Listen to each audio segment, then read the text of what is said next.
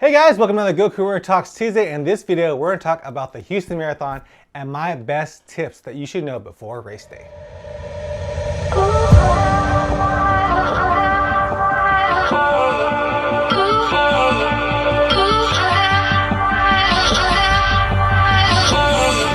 So, the Houston Marathon is one of my favorite marathons. In fact, it was my first marathon back in 2010. I ran the race, experienced everything, got to see all the spectators out there cheering for me, all the volunteers, just a well put on race by the Houston Marathon organization.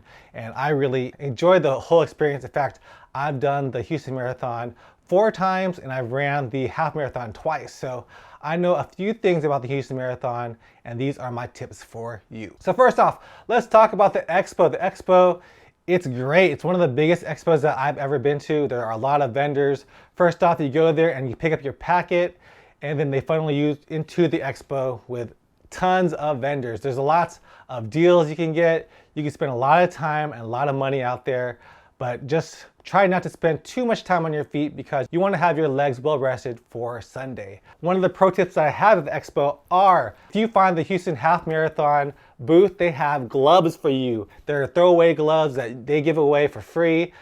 They're great because Houston Marathon is usually cold, so you'll have some pair of free gloves to wear and you can throw them away when you're running. There are a lot of vendors out there that are selling gloves for about $3, but why spend your $3 when you can get free gloves at the Houston Half Marathon booth? So make sure to look out for the Houston Half Marathon booth. Speaking of gloves and throwaways, my second tip is to bundle up before the race. Usually the Houston Marathon is very cold.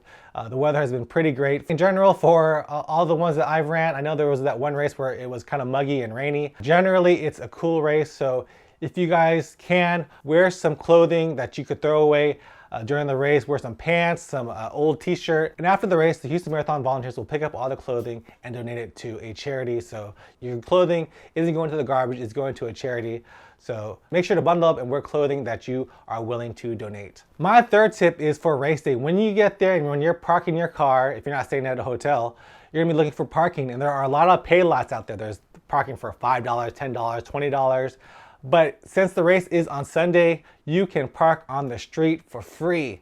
Make sure to get street parking because Sundays parking is free in the city of Houston. I know one year at the Houston Marathon, I saw somebody ask the attendants if they can park on the street and the attendant said no. Don't listen to them, listen to me. You can park on the street for free. All right, so after you park, my third tip is about the George R. Brown Convention Center. There are not many big races where you can actually have an indoor spot for you to congregate and relax before the race. This is where you check in your bags.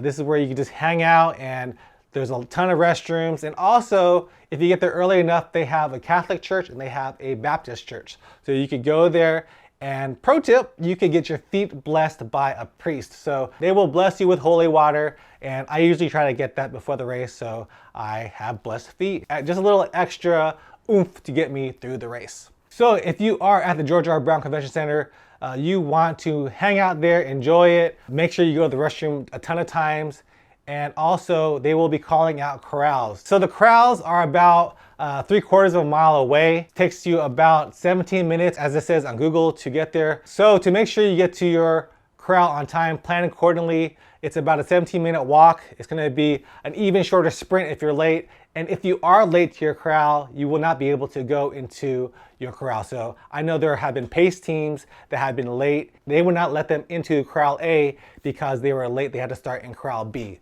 You can always go to a corral behind you if you're late, but you can't move into a corral that is ahead of you. The gates are tall. You will not be able to get through. So make sure you plan accordingly and get to your corral on time. All right, my next tip is on the course of the Houston Marathon. The Houston Marathon course is generally flat for the first 12 miles. At mile 12, you hit the Buffalo Speedway and there is a large overpass that you have to go through. Yeah, it's a pretty good sized hill that you're gonna have to tackle, but after that, it's flat again up until mile 20 to 24. That's when you hit Allen Parkway and they have a lot of little underpasses. So just plan accordingly for that. Make sure in your race plan, you know that there is a large overpass at mile 12 and then all of the Allen Parkway underpasses that you have to go through. So just make sure you know about those. So after all that, my last tip is to enjoy yourself. This is my favorite race. This is my favorite race course. Go out there, thank a volunteer, thank the police officers, give a high five to the spectators out there. It's a time for you to celebrate your training. You've done all the training.